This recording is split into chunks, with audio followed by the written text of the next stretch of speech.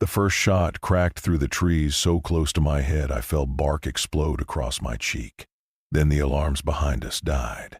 Not faded, not cut off in pieces. 1 second the forest was screaming with red strobes, gunfire, men shouting over each other on the radio.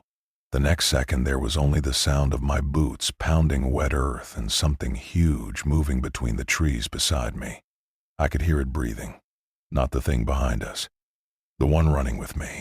The werewolf staggered through the dark on my left, one hand clamped over a wound torn deep across its ribs. Even injured, it moved faster than any human ever could. Moonlight slipped through the canopy and flashed over gray fur darkened with blood. Every few steps it stumbled, caught itself, and kept going. I had been paid to make sure it never escaped. Now I was dragging it uphill through a freezing black forest while something else hunted us both. I fumbled for my radio and pressed the transmit key so hard my thumb hurt. Control, this is Mercer. Do you copy? Convoy is down. I repeat, convoy is down. We have multiple casualties and the asset is mobile but cooperative. There is another hostile in the area. Unknown type. Please respond. At first I thought the silence meant the signal was dead. Then my own voice answered me. Control, this is Mercer. Do you copy? Same tone, same rasp, same panic. But it did not come through the radio. It came from somewhere in the woods ahead of us. I stopped so hard I nearly fell. The werewolf spun, lips peeling back from long white teeth, not at me, but at the darkness in front of us. Its ears flattened. A sound came out of its throat that I had never heard from any living thing. Not rage, not aggression. The trees went still. No wind, no insects, no movement, and that was worse than the gunfire had been. I backed away, sweeping my rifle toward the brush. My light caught tree trunks, roots, rain mist, torn moss. Nothing else, but something was there. I knew it with the same certainty you know when someone is standing behind you in a dark room. The werewolf leaned close enough for me to smell blood, wet fur, and the cold iron stink of the cage it had broken out of only minutes earlier. Its voice, when it came, was low and rough and horribly human. Do not answer if it speaks again. My finger tightened on the trigger. A branch snapped somewhere to the right, too high off the ground to be a deer. Too heavy to be one man. I turned and caught a shape crossing between the trees.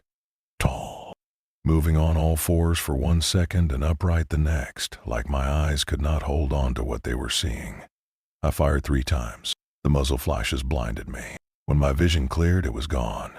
Then my earpiece hissed to life. Mercer, fall back to side black. You were never the hunters. You were bait. The voice belonged to Director Vale. I started to answer. The line filled with screaming. That was the moment I understood the mission had lied about only one thing. The werewolf was dangerous, but it was never the real threat. 3 days earlier, if you had asked me what kind of man takes a contract like that, I would have told you the truth. A tired one, a broke one. A man who has seen enough strange things in bad places that he stops asking whether something is possible and starts asking how much it pays. My name is Daniel Mercer. For most of my adult life, I worked private security in places governments wanted forgotten. Remote research stations, offshore shipment, quiet recoveries for loud people with money. After a while, you learn there are 2 kinds of lies in contract work. The first kind is for the public. The second kind is for the men they hire to survive the public lie. I had spent the last 4 years drifting between jobs no normal firm would touch. Containment transport, high-risk retrieval, security for clients who never use their real names. I once guarded a refrigerated container through the Nevada desert and was told not to ask why it kept making noises after the generators failed. Another time I spent 6 nights in a church basement in northern Romania, protecting a locked iron crate until a team in biohazard suits came for it. I learned not to chase details. Details got men dead faster than bullets. Still, the offer from Halcyon Retrieval was different. It came through an encrypted channel I had not used in almost a year. Half the message was blacked out. The rest included a number with too many zeros, a departure time, and a single line that read, Specialist Asset Transport. Full discretion required. I almost deleted it. Then I saw the advance payment. Enough money to clear my debts, replace my truck, and disappear for 6 months if I wanted to. By the time I arrived at the airfield, I had already told myself the same lie men like me always tell. One more job. It was raining when I got there. A cold, needling rain that made the floodlights look smeared. The airfield itself was unmarked. No company logos. No tower traffic. Just a runway, 2 black helicopters, and a convoy of armored vehicles waiting with engines running. That was my first warning. My second warning was the people. Nobody looked relaxed. Not the drivers. Not the tactical team. Not the woman in the long dark coat standing under the hangar light with a tablet in one hand and a sidearm on her hip. She looked like the kind of person who had never had to introduce herself twice. "Director Vale," she said. "You were recommended." Recommended by who, I asked. Someone who was no longer available. That should have sent me home. Instead, I signed the paper she handed me. No names of destination points. No exact nature of the asset. Just a series of rules written with the kind of precision lawyers use when they know blood is involved. Do not engage the asset in unnecessary conversation. Do not approach the containment structure without authorization. Do not respond to manipulative behavior. Do not, under any circumstances, permit escape. "What am I transporting?" I asked. She met my eyes for a second too long. A contained asset. That was all she said. I had worked enough black contracts to know when someone was choosing words carefully, and careful language is almost always a mask for fear. The men loading the convoy never looked toward the rear transport trailer for more than a second at a time. One of them crossed himself when he thought nobody was watching. Another refused to get within 10 feet of the locking mechanism until ordered. I watched all of it. Then I watched Vale sign the final authorization with a hand that was steady, but not calm. That was the first thing about her that bothered me. Not that she was hiding something. That part was normal. What bothered me was this. She did not act like someone moving a weapon. She acted like someone moving a problem before it found her again. I first saw it an hour after departure. Until then, I had been stationed in the lead escort vehicle, running checklists and listening to the rhythm of tires over wet mountain roads. We were deep in timber country by then, pushing north through a stretch of forest so isolated even the maps treated it like an afterthought. No towns, no service roads, no lights except our own. Around midnight, one of the rear sensors flagged a pressure imbalance in the containment trailer. Protocol said visual inspection. Vale sent me. The trailer sat in the middle of the convoy, boxed in by armed SUVs front and back. 2 men opened the outer hatch while I signed the check log. The inner door released with a hydraulic groan, and a blast of air hit me so cold my breath smoked instantly. The temperature inside had dropped at least 20 degrees from the world outside. The lights overhead flickered once, then steadied. At first I saw only the cage. It took up most of the trailer. Reinforced steel, silver composite joints, floor bolted directly into the chassis. Layers of restraints connected to a central anchor point like the spokes of a wheel. Scratch marks covered the bars. Not random damage. Overlapping grooves cut deep enough to expose bright metal under the black coating. Then the thing inside shifted. It rose out of the dark slowly, as if it knew the effect it would have. People hear the word werewolf and imagine a monster from cheap movies. Something wild and stupid. A wolf standing on 2 legs with drool hanging off its jaw. This was worse because it looked possible. It was massive but not clumsy. Thick shoulders. Long arms corded with muscle under gray and black fur. Hands almost human except for the claws. Its face carried enough of a man in it to be deeply wrong. The eyes were amber, clear, focused, and far too aware. It did not snarl when it saw me. It watched me. That was harder to face than any rage would have been. 1 restraint was wrapped around its throat. 2 more pinned its wrists. A final chain ran across its torso and down to a restraint collar fixed at the spine, as if they had built the whole cage around the idea of not letting this thing stand fully upright. And still it looked like it could if it decided to. "The sensor error," I said, mostly to fill the silence. No response. I checked the wall display. Core temperature falling. Internal cameras glitching in and out. Motion sensors normal. Heart rate elevated but stable. Behind me, one of the guards muttered, "I hate this part." The werewolf's ears twitched toward the sound. Then it spoke. Its voice came low and shredded, each word dragged over something animal, but the language was clean. He should not be here. Every muscle in my body locked. The guard behind me made a choking sound and stepped back hard enough to hit the door. I lifted my rifle without thinking. The werewolf did not even glance at the weapon. It kept looking straight at me. Not hostile, not pleading. Assessing. I had seen men in interrogation rooms use that same stare when they were deciding how much truth another person could survive. "Can it talk often?" I asked without turning around. No one answered. That silence told me more than words would have. The werewolf tilted its head slightly, nostrils widening as if it were testing the air around me. When it spoke again, its voice dropped almost to a whisper. "You smell like open ground and gun oil. You are not theirs yet." I took one step closer before I could stop myself. "What does that mean?" Its eyes moved toward the trailer wall, toward the dark outside, then back to me. "You should not be here when it arrives." The overhead lights pulsed. For 1 second, the whole trailer went dim. In that brief wash of half-darkness, I heard something from beneath the vehicle. A scrape, not from the road, from the underside of the trailer itself. The guards heard it too. One of them cursed.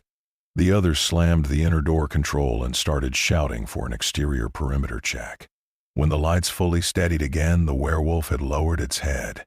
Conversation over. But the cold in the trailer kept deepening. And for the first time since taking the contract, I had the creeping sense that the cage was not containing the most dangerous thing in the convoy. After that, the whole mood of the convoy changed. It was subtle at first. Nobody said the creature had spoken, but word spread anyway. Fear always moves faster than orders. The men on comm started talking quieter. Drivers checked mirrors more often. Every time we slowed near a tree line, weapons came up just a little too quickly. I stayed in the rear half of the convoy after the inspection, moving between vehicles under the excuse of security review. The truth was simpler. I wanted to see if anyone else felt what I felt. That sense that the night was listening. At 1:13 in the morning, the first hard malfunction hit. GPS went dead in every vehicle at once. Not lost signal. Screens blanked to static and reboot loops. Route maps vanished. Internal clocks reset. Our lead driver swore we had just passed the same fallen pine twice, even though the road should have carried us east. Vale ordered analog navigation. A minute later, the radio started warping. Words stretched. Voices doubled. Sometimes there was a delay, like the speaker was hearing himself from a few seconds in the future. One of the techs tapped his headset and said he kept picking up breathing on an unused channel. Another said he heard a child laughing. Nobody admitted that twice. The road narrowed as we pushed deeper into the forest. Pines crowded the shoulders. Branches scraped the armor plating with long, dry fingers. Fog crept low across the ground, thin at first, then thick enough that our headlights made tunnels instead of beams. I rode in the side seat of the containment trailer escort when the first sighting came through. "Movement on the ridge," one guard said. "Where?" Vale snapped. "West side. Parallel with us. Too fast to tag. Probably elk," somebody else muttered. The guard came back immediately. "Too tall." We slowed. That was mistake number one. Once the convoy lost momentum, the forest seemed to press inward. Sound changed. Engines felt too loud. Men stepped out to scan the slopes with thermal optics. The screen showed heat residue from our own vehicles and almost nothing else. Then one display caught a shape for less than a second. Humanoid. Too thin. Too long. Gone before the operator could lock it. I was halfway to the containment trailer when I heard a heavy impact from inside. The werewolf had hit the cage wall so hard the whole trailer rocked. Not lunging at the door, pulling away from the rear. The animal part of it, if that was what it was, had taken over its posture. Fur raised, teeth bared, eyes fixed on the dark through the tiny observation slit. It made a low, shaking growl that vibrated in the metal floor. That was when I understood the emotion on its face. Not fury. I told Vale what I saw. For the first time since meeting her, she looked openly rattled. "Keep moving," she said. "No stops. No exterior checks unless I order them." That should have been the end of it. But fear makes people stupid. 7 minutes later, one of the outriders reported hearing someone call his name from the trees. He stepped out without permission. By the time his partner realized he was gone, the fog had swallowed him. They found his flashlight lying upright in the mud 20 yards off the road, still on. No blood, no drag mark, no footprints except his own. Vale ordered immediate regrouping and told everyone back into vehicles. Then the radio channel cracked and we heard the missing guard speak. He sounded calm. Too calm. "I found something," he said. "I need backup. Just come alone." 3 different men answered him at once. Then the voice on the radio changed. Same word, different tone. Like someone had learned his voice in real time and was now trying it on. I felt my skin go cold. "Nobody move," I said. But someone already had. A shot rang out from the trees, followed by another and another. Then a scream cut off so sharply it might as well have been snipped out of the night. The convoy broke discipline after that. Doors opened. Lights swept the woods. Men started shouting coordinates that meant nothing because the GPS was still dead. For a few seconds all I could see were white beams cutting through fog and trunks and the silver breath of panicked people. Then every light in the convoy failed. Engine stayed on. But the headlights, flood lamps, interior strips, all of it went black. The forest swallowed us whole. In the dark, something moved around the convoy with perfect patience. Not charging, circling, counting. And from inside the transport cage, the werewolf began to pull at its restraints, not to escape us, but because it knew whatever was out there had finally caught up. The first body hit the hood of the escort vehicle hard enough to buckle metal. Even in the dark, I knew it was human from the shape.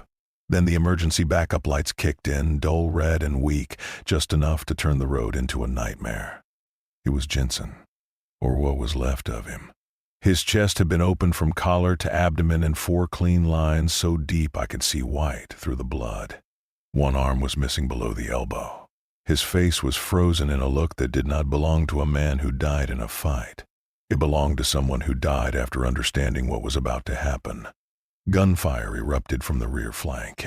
Muzzle flashes strobed between the vehicles, brief bright snapshots of panic. Men firing into the trees, into the fog, into whatever shape they thought they saw moving just outside the range of certainty. Then I saw it. Not clearly. Never clearly. A silhouette crossing on top of the containment trailer with the fluid speed of something that knew exactly where every human eye was pointed and how to move just past it. Limbs too long, back bent wrong, head angled like it was listening to the bullets go by. It dropped off the far side of the trailer without a sound. The werewolf roared. That roar snapped people harder than any order could. Some fired at the cage, others turned toward it. One man screamed that the asset was loose even though it was still chained inside. In the confusion, something slammed the rear escort vehicle broadside and flipped it onto its side as if it weighed nothing. Vale started shouting fallback commands. I ran for the trailer. I do not know why. Maybe because instinct told me the only creature in that convoy that understood the situation was the one in the cage. The door controls were dead, so I used the manual override. Inside, the cold was brutal now, enough to numb my fingers through my gloves. The werewolf was half-crouched, muscles straining, chains groaning under the force. Its eyes locked onto me immediately. Open it said. Not a chance. Then you die ignorant. Something slammed the roof above us. Metal folded inward with a scream. Dust and fragments rained down. The werewolf threw itself back against the far wall, not attacking, making room. For me. Open it said again, louder now. Those are not my marks out there. On the inside of the roof where the metal had buckled, there were gouges. Not 4 parallel claw lines like the damage on the cage bars. These were deeper, irregular, as if something with too many points on its limbs had tested the steel and found it disappointing. Another impact hit the trailer from behind. The whole cage shifted. Outside, men were dying fast. You transported me away from it, the werewolf said. Not to safety. They lied to you because men will march toward death if you call it protocol. I should have dismissed that as manipulation. I would have, if not for the bodies. I forced myself back outside, moving low through the smoke and red emergency lights. 2 more team members lay in the road. One had been dragged halfway under a vehicle and left there like an afterthought. The other was pinned against a tree 30 feet from where he must have fallen, spine bent at an angle no impact alone could explain. Then I found the tracks. Not wolf, not bear, not anything I had a clean name for. The impressions were long and narrow, too deep for the amount of soil displaced, as if whatever made them did not entirely weigh what it should. At some points the print suggested claws. at others' fingers. In one patch of mud, the track stopped and a second set began 2 yards away without any sign of a jump, as if the thing had simply chosen another shape. Near the overturned escort vehicle, I found the worst part. A section of armor plating peeled open like tin. Inside, the operator had managed to fire 6 shots from point-blank range. I saw the bullet impacts clustered in a pattern that should have hit center mass. There was no blood, only a slick residue on the metal, dark and almost oily, reflecting the red light with a sheen like a fish skin. When I got back to the trailer, my rifle felt useless. I opened the viewing slot and stared in. "Tell me what it is," I said. The werewolf rose slowly, pain visible now in every movement. "It is old," it said. "Older than your cages. Older than their names for things. It hunts what should not exist. And it learns what should." "The mission," I said. "The cap, all of this." "A lie," it growled. "I was never the cargo. I was the lure." That truth settled into me harder than fear. All around us, the convoy was breaking apart. And for the first time in my life, I realized I had signed a contract designed not to protect an asset, but to deliver bait into the wild and wait for the real predator to come feeding. When Director Vale finally found me beside the trailer, she looked like a person walking through the wreckage of a decision she had already regretted long before tonight. Her coat was torn. Blood streaked one sleeve. She still held her sidearm, but the grip had gone wide in her hand. "How much did it tell you?" she asked. "Enough," I said. "Not enough to forgive you." For a few seconds she said nothing. Gunfire echoed farther down the road, sporadic now, the sound of small groups dying separately instead of one force fighting together. The forest beyond the convoy had gone quiet again, and that quiet pressed on the back of my teeth. Then Vale exhaled and gave me the truth in fragments, maybe because saying all of it at once would have made her hear it. Halcyon retrieval was not transport security. It was acquisition and containment for events and organisms conventional agencies could not acknowledge. Most of what they handled went into sealed sites, deep vaults, offshore labs. Rare pathogens, biological anomalies, artifacts with effects no one could model cleanly. According to her, the werewolf had been taken 6 weeks earlier after a failed burn operation in northern British Columbia. Several teams died during capture. Not because it was unstoppable, but because the thing pursuing it kept tearing through their perimeter. They lost visual confirmation of that second entity almost every time it appeared. Cameras glitched, thermal imaging smeared. Recorded audio came back with extra voices that no one remembered hearing live. Survivors described it differently depending on where they stood. Some said it looked skeletal, others said it looked skinless. One swore it had the face of his commanding officer. But all reports agreed on 3 things. It targeted supernatural organisms first. It observed before attacking. And it adapted faster than containment planning could keep pace. They called it a collector at first, Vale said. Then a suppressor. Then someone in analysis started calling it what it actually was. A predator of predators. So the werewolf was bait, I said. Her silence answered for her. The plan had been simple in the way terrible plans often are. Move the werewolf to a hardened facility designed for entities that required layered containment. Let the creature follow. Close the trap once both were inside a controlled environment. Study the hunter. Contain the impossible by giving it something it could not resist. Only one problem remained. Nothing had ever confirmed that the thing could be contained. And another problem followed right behind it. Nobody on the transport team had been told the actual risk. Because if you had, Vale said, none of you would have signed.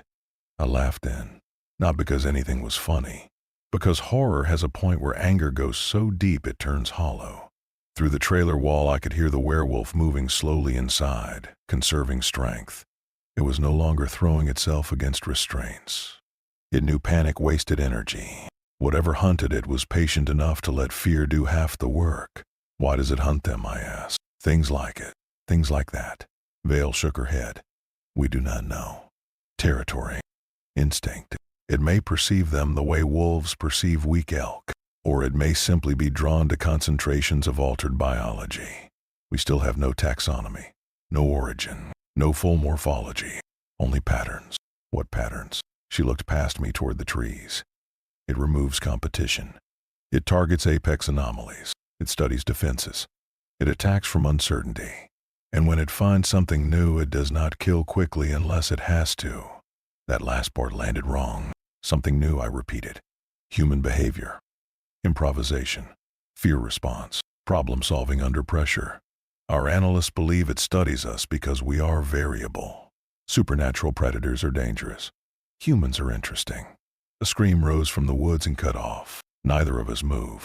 I thought about the missing guard on the radio. The copied voice. The way lights died in sequence instead of by accident. The way the tracks changed shape in mud. This was not a beast in the old sense of the word. This thing approached horror like an engineer approaches a machine, learning components, testing failure points. The werewolf spoke from inside the trailer, its voice low but carrying. If it reaches your facility, everyone there dies louder. Vale closed her eyes for half a second. That was the hidden reason for the route through the forest, the isolation, the small team size, the limited disclosure. If things went bad, they could bury the convoy and deny it happened. We were expendable because secrecy mattered more than survival. The truth changed the werewolf in my mind then. Not safe. Never safe. But not the monster I had been hired to imagine. It was wounded prey. A violent one, yes. But prey all the same. Another impact struck the convoy from somewhere near the front. Metal shrieked. Glass burst. Automatic fire answered from 2 surviving vehicles, then stopped one by one. Vale looked at me with the flat gaze of someone whose command structure had already collapsed inside her head. If we stay separated, it isolates and removes us, she said. I nodded toward the trailer. Then we stopped treating the wrong thing like the enemy. For a second, she did not answer. Then she handed me the release key. That was the moment the mission truly ended. And the hunt became personal. Freeing a werewolf while something unknown stalks the forest is the kind of decision that sounds insane because it is insane. But by then, sanity had become a luxury item none of us could afford. The release system needed manual confirmation from 2 separate locks. Vale took one side. I took the other. When the restraints disengaged, the sound was smaller than I expected. A series of metallic clicks. The heavy clatter of chain falling against steel. The werewolf did not spring at us. It stood slowly, nearly unfolding to its full height, and for one terrible second every old survival instinct in me screamed that I had just doomed myself. Then it stepped out of the cage and turned toward the woods, listening. The cold around it seemed to move with it, a pocket of winter wrapped in fur and blood. Up close, the wound in its side was worse than I thought, a deep tear with edges already trying to clot over unnaturally fast. Its right shoulder carried burn scars beneath the matted hair. Restraint injuries ringed its wrists and throat. Halcyon had not been gentle. Can you track it? I asked. The werewolf inhaled, testing the air. It tracks us, it said. I can only tell you where it has already been. That was not reassuring. The remaining survivors numbered 5 besides me and Vale. Too many to move quietly. Too few to defend a fixed position. We salvaged ammunition, med kits, flares, one thermal scope that only worked when it felt like it, and a portable recorder from the comms unit. The vehicles were louder than prayers. So we abandoned the convoy and moved into the trees. It started playing with us almost immediately. At first it was simple, branches snapping a little too far away. A pale shape glimpsed through fog and gone before anyone could focus. Then it escalated. 10 minutes into the climb, we heard Jensen calling for help from downhill. Jensen, whose body I had already seen split open on the hood of a vehicle. One of the younger contractors froze in place, eyes wide, rifle half raised. That is not him, I said. The voice came again, closer this time. Wet, broken. Mercer, please. The werewolf grabbed my sleeve before I could turn. Its claws did not pierce the fabric. They could have. That restraint told me more than any speech. Do not let it place your attention, it said. That is how it enters your thinking. I wanted to ask what that meant. Then a cable snare dropped from a branch and took the young contractor by the throat. He went up so fast his feet kicked 6 feet off the ground. By the time we cut him down, his neck was ruined.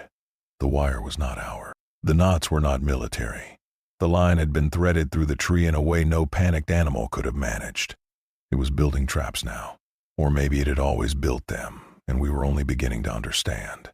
We kept moving. Hours lost meaning in the forest. The moon appeared and vanished through cloud. Fog thickened, thinned, returned.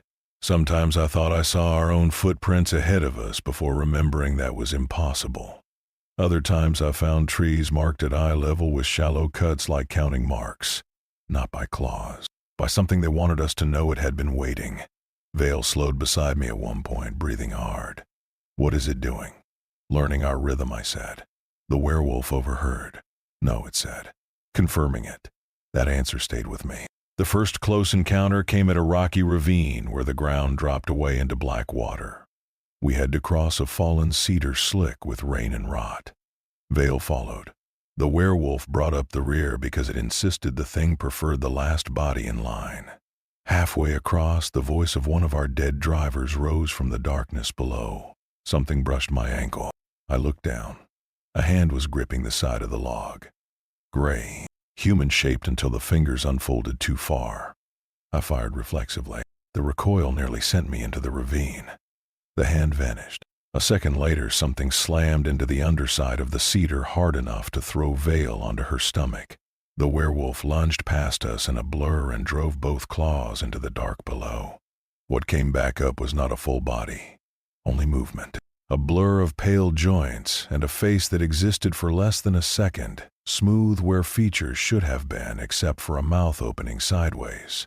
Then it dropped into the ravine and was gone before the splash reached us. We made the far side and ran. After that, nobody questioned the alliance.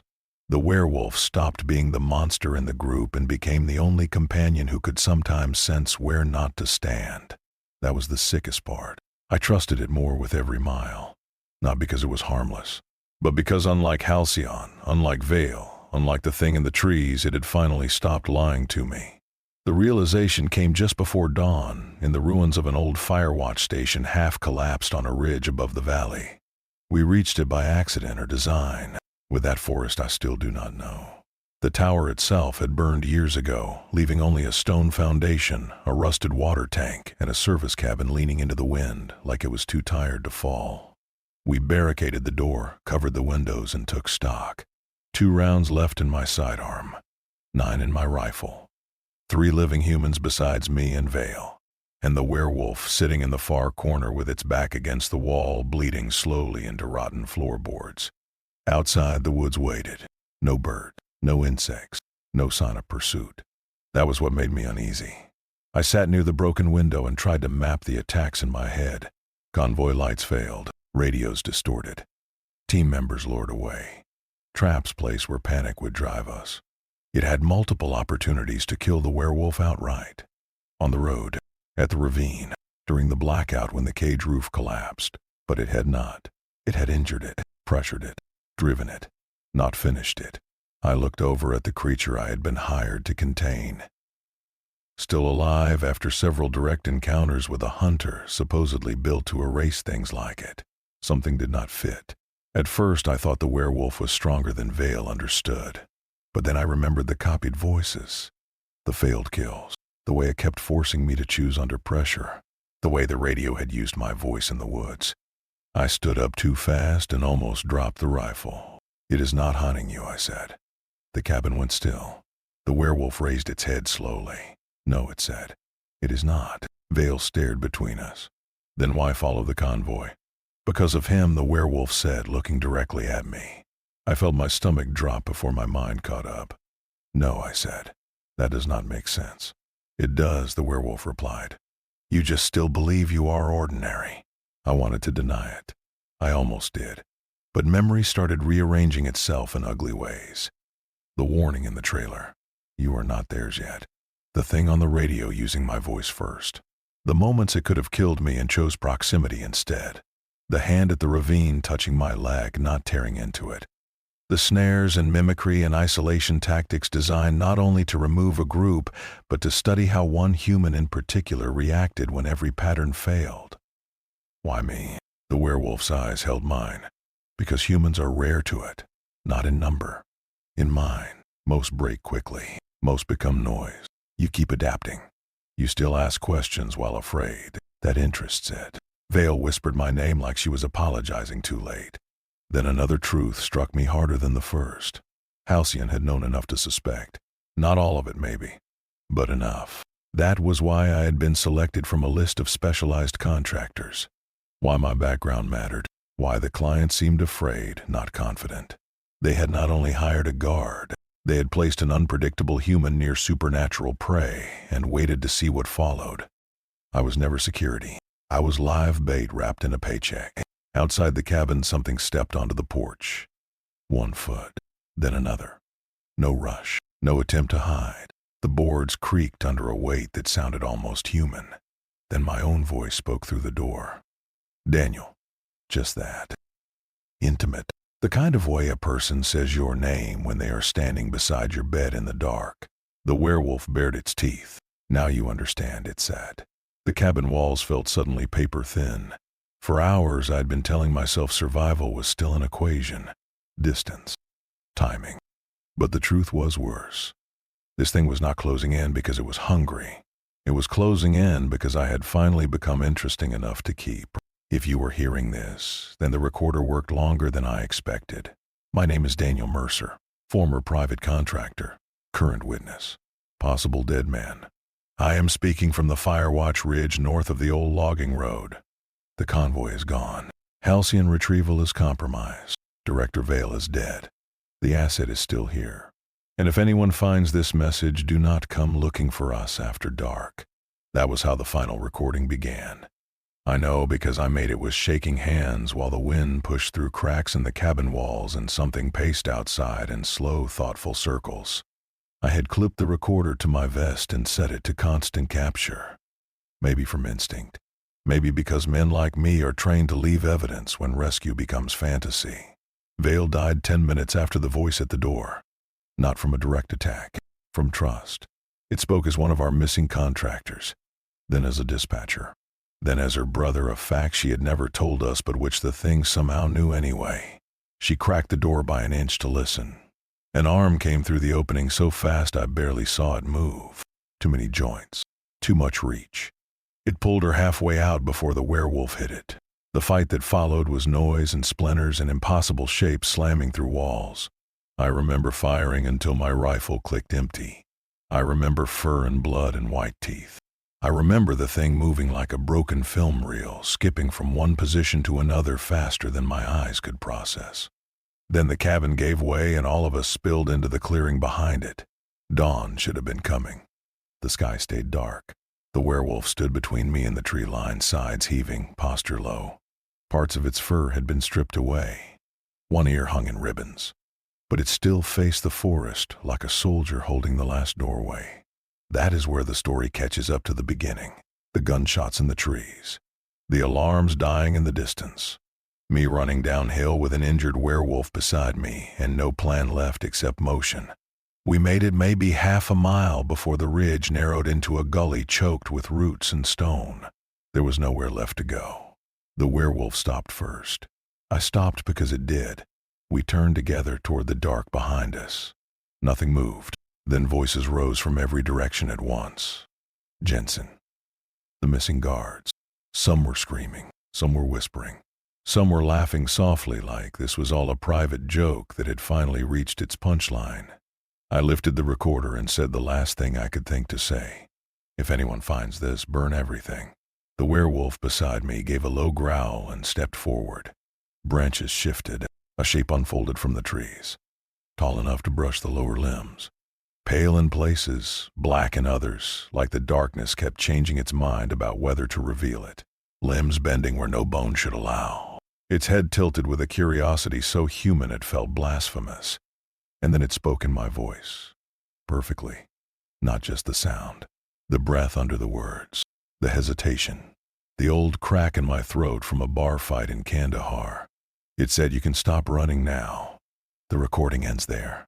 At least the part recovered from the ridge ends there. But the team that found the recorder weeks later reported something else. After my final words, after the static, after the sound of movement and one distant shot, another voice continued for 17 seconds. Steady, too close to the microphone, describing the sunrise. There was no sunrise that morning. The weather logs confirmed full storm cover across the entire region. No one ever recovered my body. No one recovered the werewolf either. Halcyon denied the operation existed. The ridge was burned. The convoy site was erased. Every file tied to the contract disappeared within 48 hours. But sometimes late at night, I still think about that last recording. About the extra 17 seconds.